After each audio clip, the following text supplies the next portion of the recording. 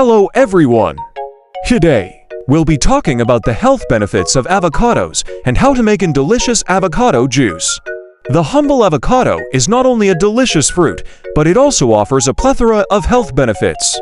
So, let's dive in. First, let's talk about the health benefits of avocados.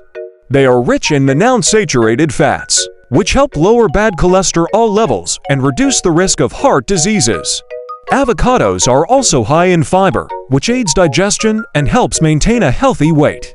Additionally, avocados contain healthy potassium and vitamin B6, which are essential for maintaining a strong immune system and supporting brain function. Lastly, avocados are a great source of vitamin C, which helps boost your immune system and promotes healthy skin. Now, let's move on to making avocado juice. Here's a simple recipe to try. Ingredients: -1 ripe avocado, juice of 1 lemon, cold water or ice to adjust the consistency. Optional, a pinch of salt or pepper. Instructions: 1. Cut your avocado in half and remove the pit. 2. Scoop out the flesh of the avocado and place it in a blender or juice extractor. 3. Add the lemon juice, cold water or ice, and any optional ingredients, pepper if desired.